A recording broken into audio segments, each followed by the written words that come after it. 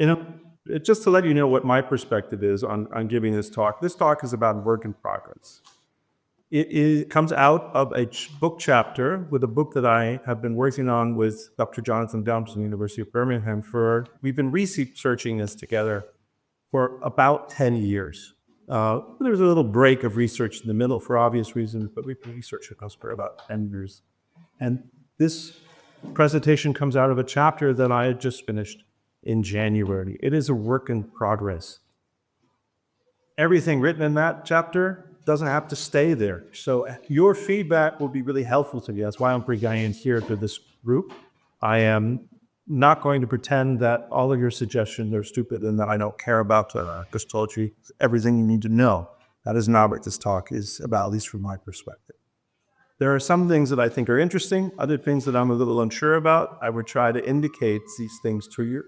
So you can be helpful. And if you want to say that I'm full of shit, that you can and storm out, that's fine too. I've dealt with that before. I can handle it. Things are good. I'm all right. Okay. Let's talk maybe about why Bosnia. When I set out to work with Jonathan Gums in 2014, 2015, and we were thinking about Habsburg Empire and imperial collapse during the First World War.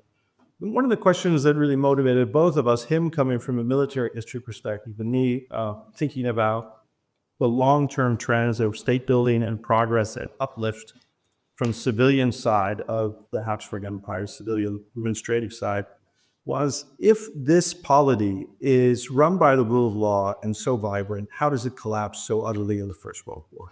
Is this just the story of international relations and Woodrow Wilson flip-flopping in 1918, or is there something else going on? And what is actually going on during the First World War?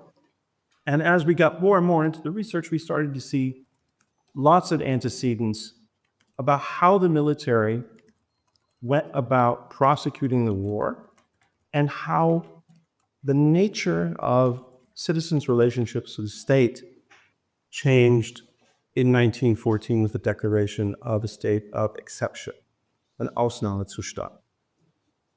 And as we've been doing more and more research, me from the civilian side really starting in 1903, and Jonathan from the military side around the same timeline, moving more firmly into the prosecution of the war itself, Bosnia became more and more important for us. We saw links of ideas and people and institutions coming out of this space. And so we've done more and more research on it.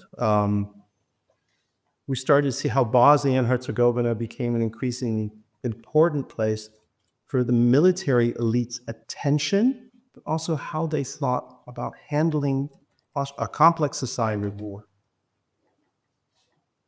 My talk today is going to focus around a few concepts that maybe would be helpful to explain. The first is about how Bosnia is a legal laboratory. And for me, and we'll see this again and again, it's a legal laboratory not in terms of a think tank so much, as in terms of practices. How the military works with public law, civilian administered, thinking about organizing the state. Bosnia is an important place where experiments happen in the practical realm, praxis. And it shows a military learning curve. The second point I want to talk about is legal pluralism. This point is going to come in and out. I'll talk about the work of Laura Fenton in a second. But legal pluralism is this idea that empires, comes out of this imperial term that's existed in scholarship for maybe past 15 or 20 years. That empires tend to organize their rule with a plurality of legal regimes, different laws for different place spaces or peoples. And this is a fundamental way that empires can work and work effectively.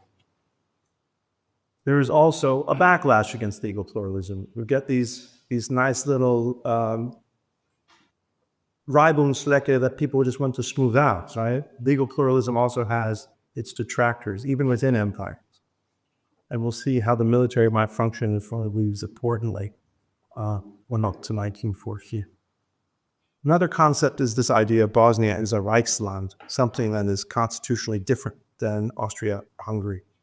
The military, I think, is going to find this idea of Bosnia as a space that isn't constitutionally Austrian or Hungarian to be really important for how it thinks about Austria-Hungary as a polity during and after the war, this imaginary after the war. And one of the key points that's going to activate this and translate this together is this idea of state of emergency. If you have a constitutional regime, these constitutional laws tend to get in the way of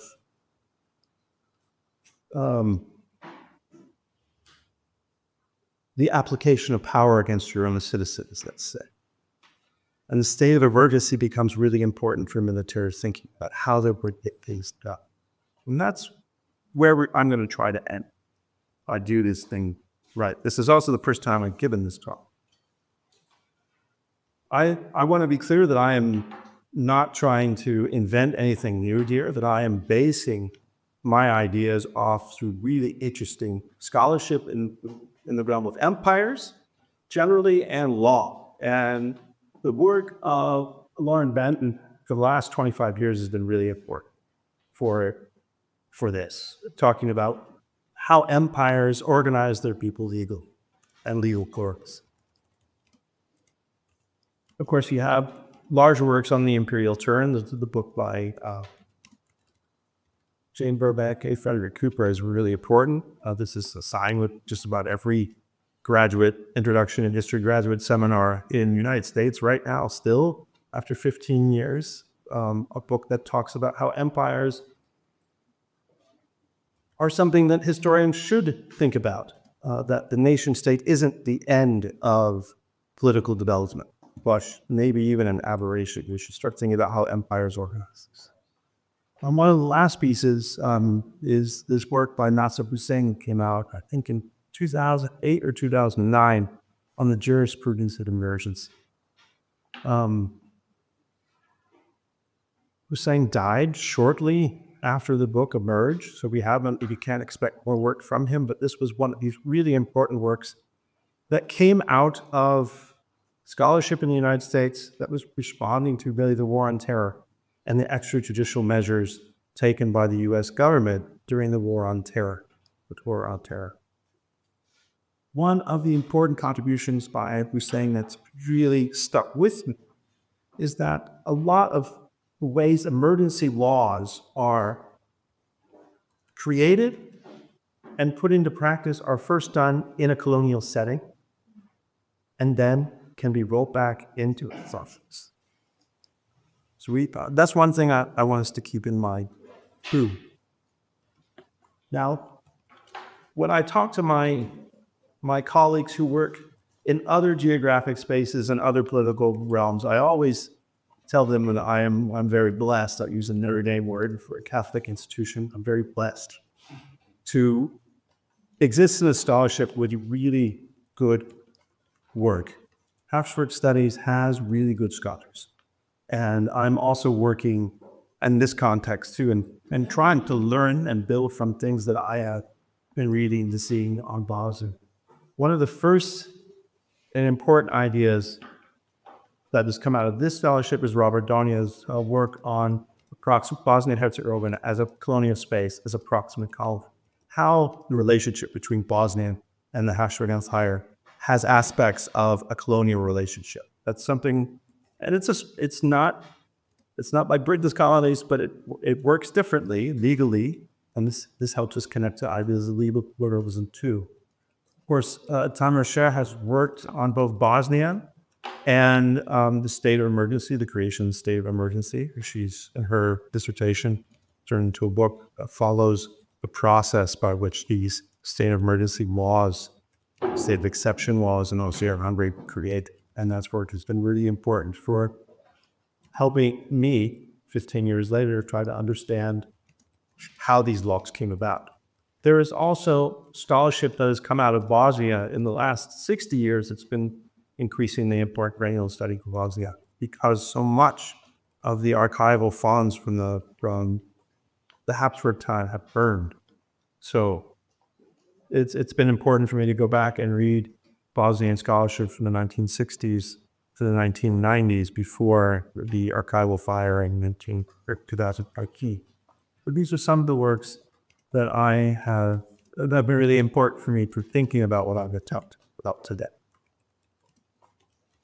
There's obviously more, and if you're interested, my email is at the end of this talk. You can always send me an email. I could send you loads of stuff, but these are some of the highlights. All right.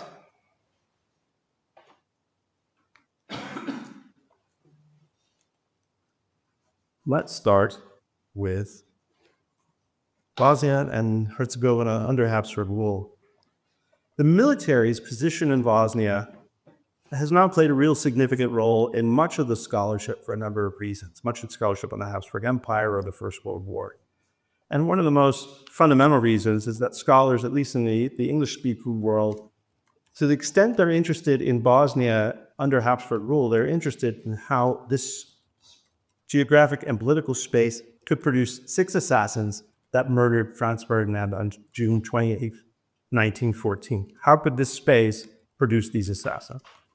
And so the questions in the Anglo-American world have often focused on nationalism, ideas of Greater Serbia, and Bosnian political responses to national ideas, and the creation of maybe and the channeling of the national discontent in the ways that it was channeled before 1914. And so the focus has largely been on political and constitutional arrangements, education, and nationality policy. And the good work of Robin Oakey has been central in this, talking about the 2 finance ministers who were simultaneously colonial ministers for Bosnia, and that is Benny Kalaj and Istvan Purel.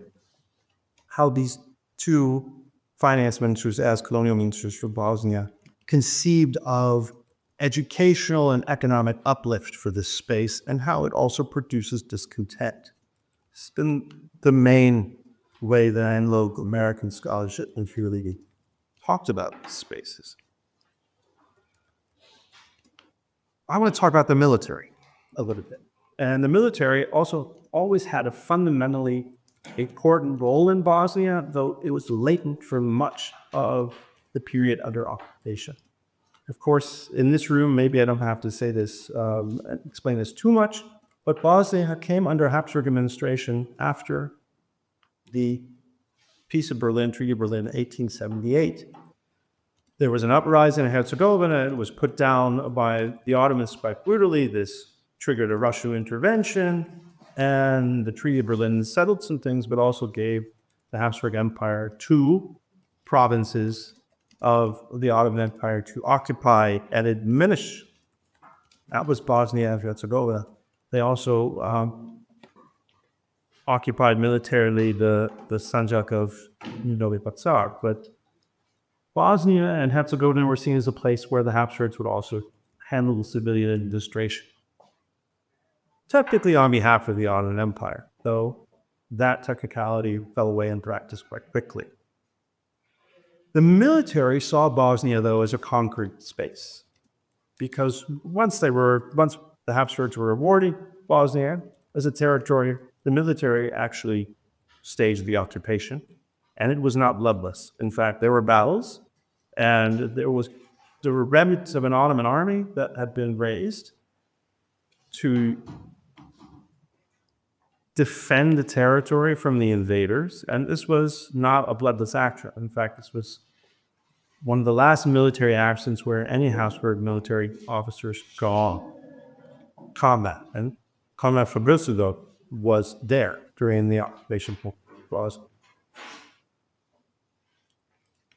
There was another uprising in Herzegovina against the Habsburgs in 1881. This was also put down brutally by the military that was still there at occupation, and that was accompanied, this brutal put-down of a rebellion was accompanied by the imposition of special martial laws in 1881, which remained on the books after the military turned over many aspects of the administration to a new civilian bureaucracy.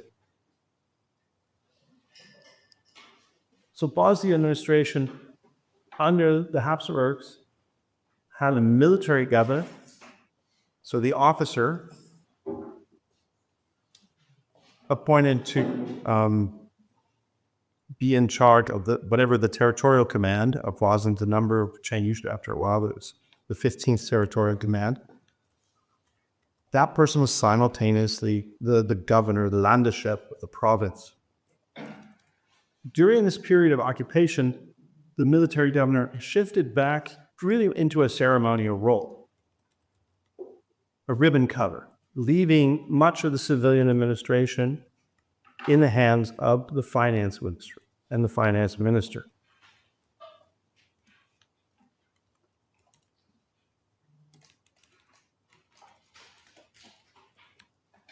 And interestingly enough, the joint finance minister after 1881 was Beni Kalai, and he was replaced only in 1903 by István Burian. The joint finance ministry was officially charged with overseeing the administration in the occupied provinces.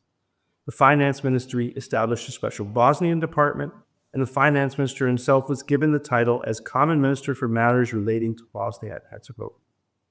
So the finance minister was also really a colonial administrator for Bosnia. He had a man on the ground who technically answered to the military Landeschef, and that was the civil atlatas.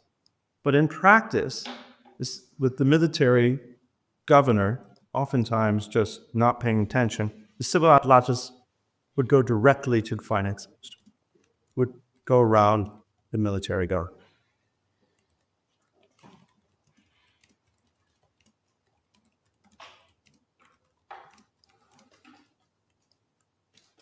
In 1903, important for us, the finance minister became István Burian. And Burian began his career in the diplomatic service, serving in various consular and diplomatic posts in Russia and the Balkans before being the chief officer of the legation in Sofia and then in Athens. Burian, like Kalai, his predecessor, had a vision for Bosnia. Kalai, from what I understand from the scholarship, really tried to create a Bosnian nation, to try to channel people's interest into attaching some type of identity to the geographic space, and that was Bosnia. Burian had a different idea of how Bosnia should be uplifted, and this was a combination of economics, but also political character. As in, if you give people rights and privileges that they might not expect, they'll grow into it. Now, these are, of course, Orientalist ideas, but they're animating how these finance ministers consider uplift. These ideas that civilian administrators have are going to begin to produce friction with military elites, especially after 1906. And after 1906, we see a stronger interest in the military elites of Austria-Hungary in Bosnia as a space. This coincides directly with the elevation of Franz Ferdinand to be really one of the chief selector of high posts in the Habsburg military after 1906. He's eventually going to be raised to chief general inspector of the military. That only comes in 1908. He's already functioning in this way in 1906. And Franz Ferdinand's choice for war minister, Franz Xaver von Schönach, and his choice for chief of the general staff, Franz Xaver Konrad von Württemberg.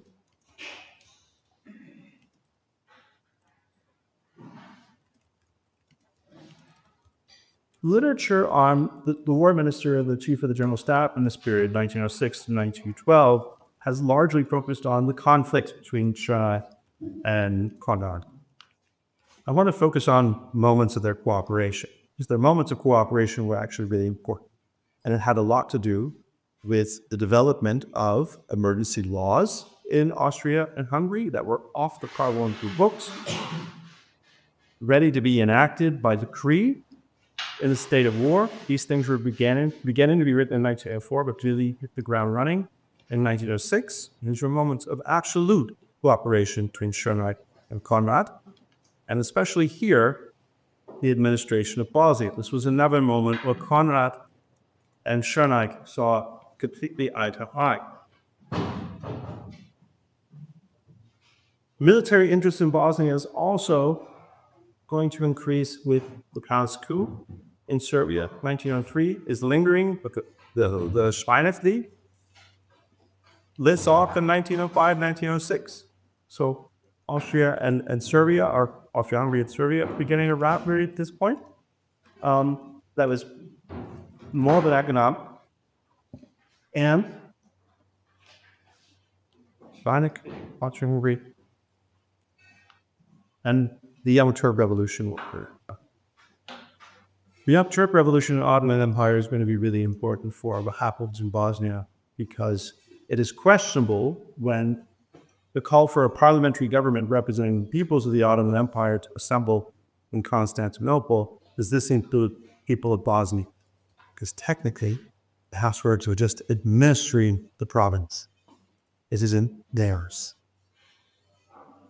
And some who completely forestall any idea that Bosnian citizens would go down to Constantinople. Foreign Minister Erlen Taof, along with Franz Joseph, come up with this idea, complete annexation. And the annexation of Bosnia-Herzegovina, announced in 1908,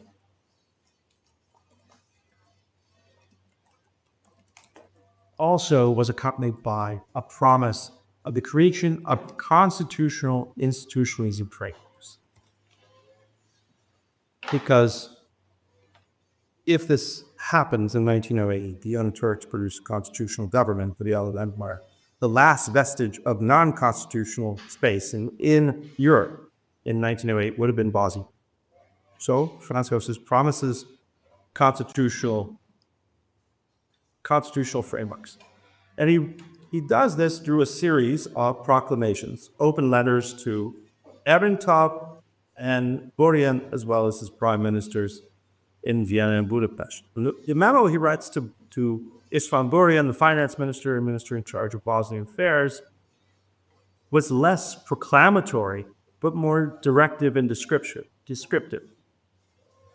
And the proclamation, I pulled out the text for you that I'm going to quote right now. An immovable goal flows before my eyes, and it is my firm will that the inhabitants of Bosnia and Herzegovina be granted and secured their civil rights to the fullest extent.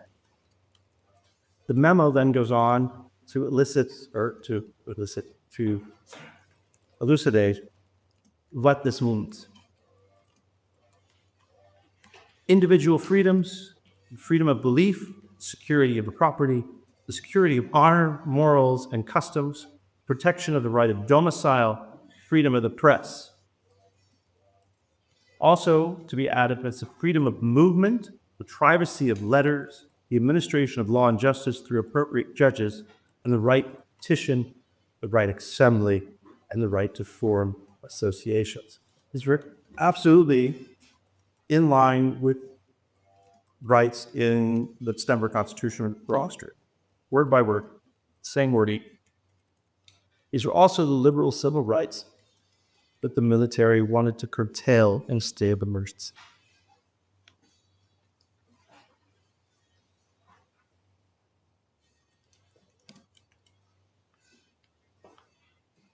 Burian sets to work to write a constitution for Bosnia immediately.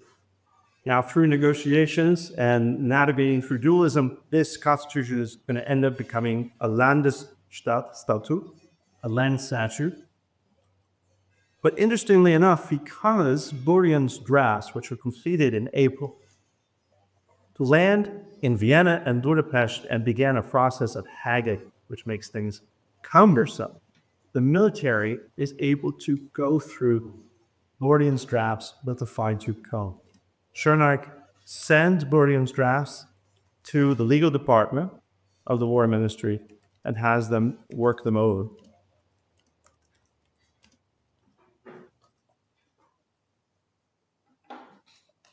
Serdite is able to block some of Burian's interventions in creating a constitutional republic, especially some governmental changes that, like the giving control of post and telegraph and telephone to the civilian government so that they could earn money from it to actually fund the government. He wanted to monetize it and give it to civilians to give the civilians something to manage. This was Burian's idea of getting people politically involved in order to have them buy in. The military blocks this. They're able to block this through somewhat brute force and help be called in. Because even when they say they're not going to approve this, Burian puts it in a later draft, telling them that he's removed it. And he doesn't. This is sort of the games that Burian played with the military. The military is also very keen on preventing the representative government, whatever this representative assembly that will be constituted in Sarajevo, having any right to say how many people are recruited by the military or how much money from the Bosnian budget is going to be contributed to military affairs. They want this thing out of the hands of any representation, elected representation. Of course, this comes from lessons that they learned with the army bill or Vergazettes in Hungary between 1903 and still in 1908. The Hungarians had not approved the army bill. They're using the military as a political football. So the military are using Bosnia as a space to start to think about how they're able to keep the military away from political and elected representative control. One of the interesting things that comes out of the negotiations for the Constitution is this idea of Bosnia as a Reichsland, as a space that is neither Austrian nor Hungarian, and how, if that space has to exist, which people in Vienna and Hungary, because they can't decide which space Bosnia should actually belong to, this is the way it has to be. But it also means the military seeing Bosnia as possible space, a unique constitutional space within the empire. Neither Austrian nor Hungarian, Bosnia possessed an immediate status to the emperor, to the dynasty, and by proxy, to the army. So Bosnia was a space where they could create new precedents for military funding, divorced from parliamentary control, and therefore not subject to political negotiations. But also the military, because they were governors of this space, could exercise constitutional or legal or maybe even extra-legal levers that they couldn't in Austria-Hungary. This idea of a Reichsland gives an open space for the military to start imagining how power and the military's role in it should function. I have this idea of legal pluralism here on the slide. I'm going to move on, but just remember, legal pluralism is in effect here. We don't necessarily have legal pluralism. We have legal dualism plus now Bosnia. And everybody worked themselves up maybe during the war. After this land statute is proclaimed, February 1910, takes a while, the military is satisfied with what they've been able to accomplish and how they've been able to establish their position in this new Reichsland.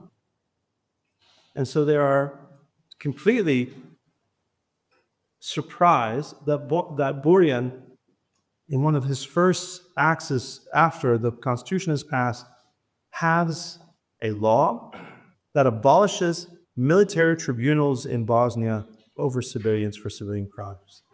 It's one of the first laws that's passed by this constitutional fellow, and it's sanctioned by the emperor. The military still had legal jurisdictional control over Bosnian citizens, dating from 1881 during the uprising to 1910. If you insulted the emperor, disturbed the peace, or were considered prosecutable for a treasonous offense, the military would put you on trial in a military tribunal. And they could even do it under Stammrecht, this accelerated form of military legal procedure. And Borian abolishes this with one step, and he has the emperor sanction the law on the 24th of March, 1910. Schoeneich reads about it in the newspaper. So his first cable to the military governor, who's Mario Varashanin, is, what the hell has happened? And Varashanin said, wait, this law has been approved by my predecessor, the Constitution came out, why does it matter? Franz Ferdinand was beside himself. He wrote a long message to Schoeneich saying, can we get Burian to take it back?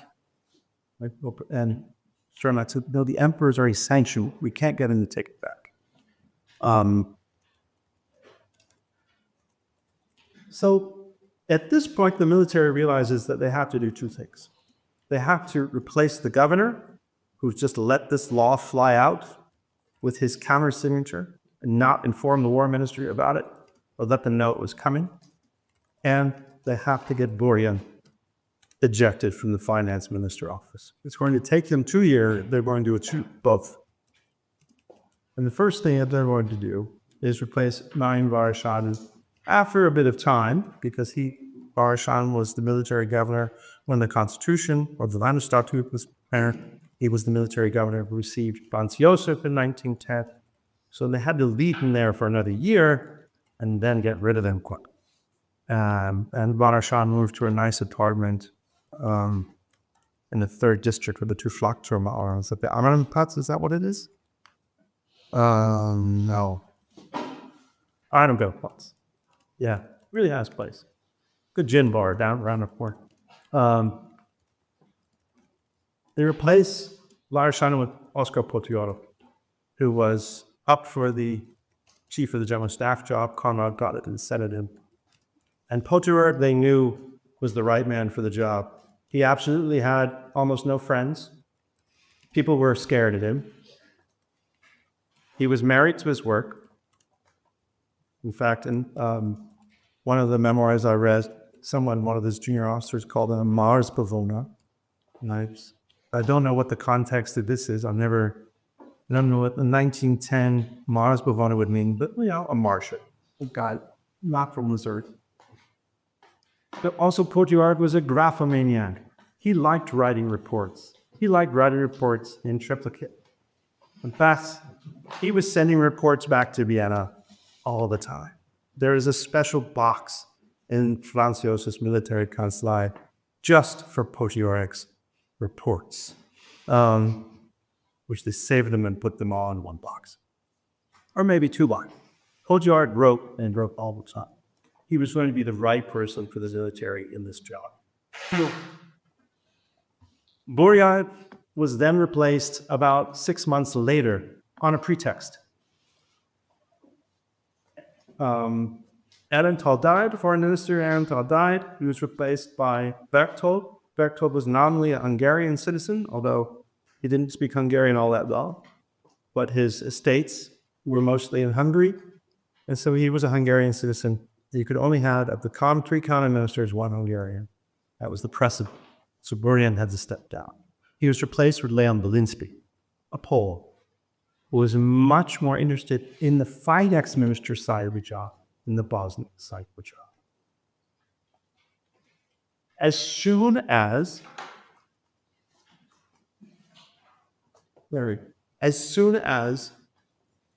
Burian was replaced, the day Belinsky takes office, Franz Ferdinand's military secretary sends a cable telegram to Potiorek, says, the moment has come. Potiorek sends by express mail an administrative reform. Had to be prepared in advance, right? They're waiting for Burian to step down. And this administrative reform, I love this sketch, is summarized in this sketch. On the left is today, on the right is the future. There's not much difference there. It's really kind of This is why practices are more important maybe than schema, right? That's what this sketch shows me. This administrative reform changed the way Bosnia worked. The position of civil alatis was to be abolished. There was no going around a military governor anymore to the finance minister. All the work has to go right through the military governor. The civil alatis will be replaced by a deputy governor appointed by the governor himself.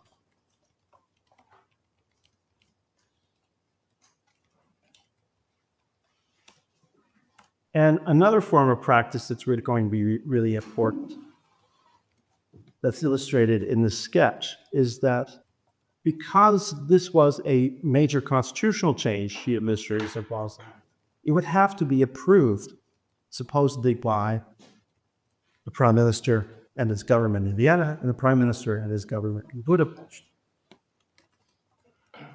But Belinsky said, look, we can get around this by just saying, this is just a change in terminology.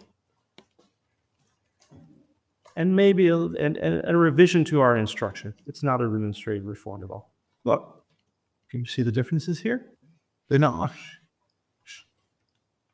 This is also part of Bosnia as a legal laboratory for practices. How do you get around dualism? How do you get around constitutional straitjackets? Or how do you think beyond the law? And that's going to be the last point that I'm going to make here today and try to bring this to a flow. Potiorek is able to enact this administrative reform, which doesn't look like well on paper, but he's also able within 6 months to completely clear his office and appoint his own people. The institutional memory of Bosnia as a space that worked closely with the finance minister here, very involved, is gone. And everyone who works in the Bosnian office in the Presidium, they're all new, and they all answer to Potiorek. They only know Potiorek as the boss. This honeymoon lasts very short because in October 1912, the First Balkan War begins. Belinsky and Potiorek work together to make sure that Potiorek has a streamlined, bureaucratic, administrative line to enact a state of emergency. Potiorek has to get permission back from Belinsky, who will take it to the emperor. That is the line. 2 steps: Potiorek, Belinsky, emperor. Potiorek waits until May 1913. It's during the siege of Scutari, very end of the First Balkan War, when Montenegrin forces are sieging the town now in Albania, the city of Scutari. They break the siege, Montenegrin forces enter the city, and supporters of the Balkan League in Bosnia are all parading in the streets. Potiorek argues that he wants to get these young men off the streets into the barracks. They're going to mobilize them, declare basically a state of imminent war, and this is going to be allowed for a partial mobilization to get them off the streets. Because they also have to enact the War Services Act, Kriegsleistungsgesetz at the same time, the state of exception is imperative to accompany that. And Belinsky takes this to the emperor and gives his okay. That happens May 3rd, 1932. The press in Vienna and Budapest react in an interesting way. They're much more concerned with how the state of emergency or state of exception really is enacted than what it means. There are wagons going through the streets. There are posters up on all the Litfaßsäule, what's that in English? The poster pillars. Yeah. Anyway, they put posters up. This is how the state of emergency is declared. This is what the press writes about. And when the state of emergency is lifted, they write about how everyone is excited to get back to work. It wasn't that fun moment. What the press misses are a few things. First of all, Belinsky spends about 9 days trying to force Potiorek to lift the state of emergency. The international situation, a war situation, which the Habsburg Empire will probably go to war against Montenegro to enforce the relief of Scutari ends after May 7th or so.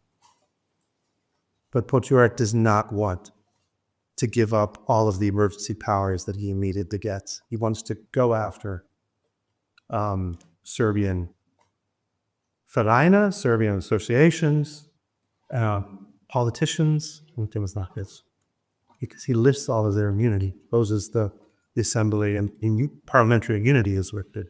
This is another practice that's going to become imperative state of emergency. And Belinsky, though, says, look, there's no constitutional basis for this. State of emergency covers war. We have no war. You have to give up the state of emergency. Potiorek refuses. He says his two senior adjutants, the deputy governor and his chief military adjutant, are from Malici to Vienna by train overnight to make the argument state of emergency take place. Belinsky,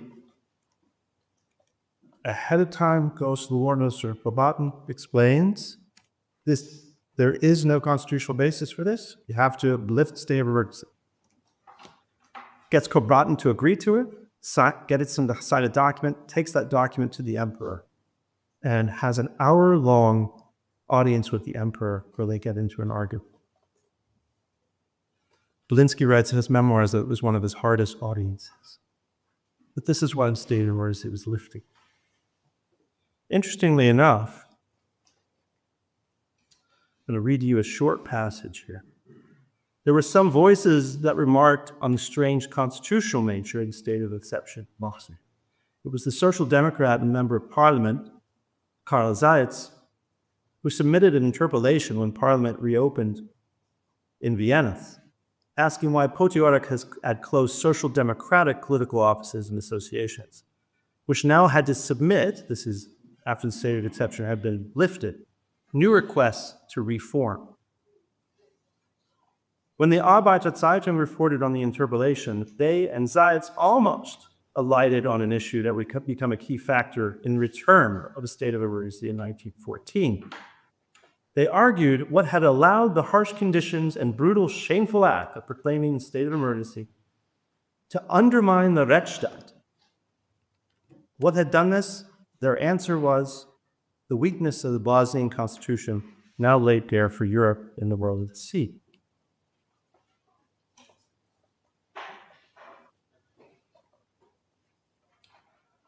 What I tried to put forward today is that in 7 years, the military had completely flipped Bosnia from an experiment in colonial uplift led by civilians to a different sort of laboratory, one which allowed the military to integrate political power with military objectives. With the appointment of Potiorek, they had found the man to push for legal and constitutional innovations, which would put military matters at the forefront of politics, and who would fight tenaciously for military needs in the face of civilian resistance. And in the space of 2 years, Potiorek was able to push out direct intervention by a civilian ministry. He cleaned out nearly the entire Presidial Bureau and threw out provisions which had set out the division of labor between military and civilian officers. These measures, which were combined with other acts of Vienna and Budapest, War Services Act, laws on the state of exception, meant that there would be little resistance to military political objectives in wartime. If the members of the Arbeiterzeitung blamed the inadequacies of the Bosnian constitution for the success of the military there, it only exposed their own blindness to what had been happening behind the scenes in Austria and Hungary since 1906 already. The final point, which I will only make briefly here, is that Bosnia, as a legal laboratory, a constitutional legal space, or colonial legal space, offered the military more room to maneuver politically. And war would come soon, offered the military a chance to import the laws and lessons of Bosnia back into the hinterland. But then law, even in the hands of military generals, was double-edged. And this is one of the more powerful things that I read in doing research for the follow-up chapter to the one I've just given an expose on. And this is probably on Belinsky's diaries. Belinsky had helped Potiorek achieve his goals, but he didn't realize what the end was. And the end was the moment that war was declared and the state of emergency was declared. Potiorek refused to take any orders from him. He was now not dealing with a governor answerable to the finance ministry, but a general. There is now army commander endowed with military power, subordinate only to the supreme commander. That was the end. And not easy. So thank you very much. I appreciate your attention.